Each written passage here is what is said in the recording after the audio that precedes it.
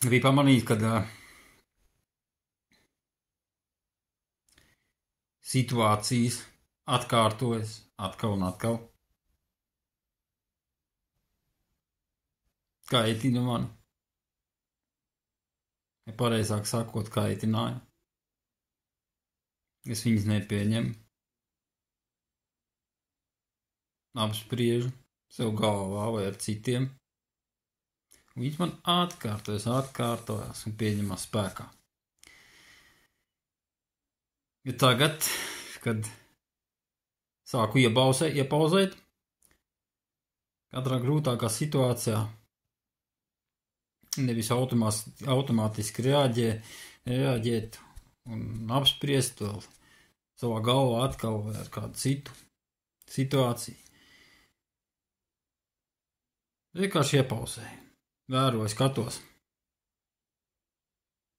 Pats brīnumainākais ir tas, kad situācija gandrīz automātiski mainās. Parāda vispār citu apveidu, vai kā var pateikt, izrādās situācija pavisam savādāk. Sagriežas viss pavisam savādāk nekā sākotnēji. Šķiet, atliek tikai apstāties, nevis reaģēt. Paskatīties. Kas tad patiesībā notiek? Vai tā ir tik ļauni? Ar klusumu galvā, bez apspriešanas. Situācija uzreiz mainās. Citreiz pat automātiski.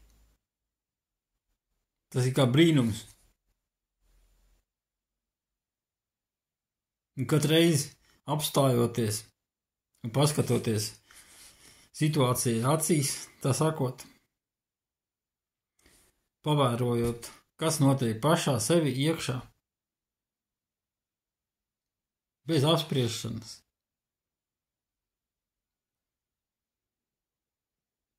Situācijas pamet vairs neatkārtojas.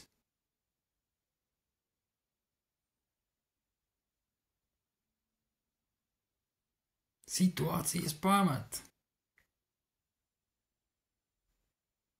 Nevis mēs pametam situācijas, bet situācijas pamet mūs. Tas vairs nenāk.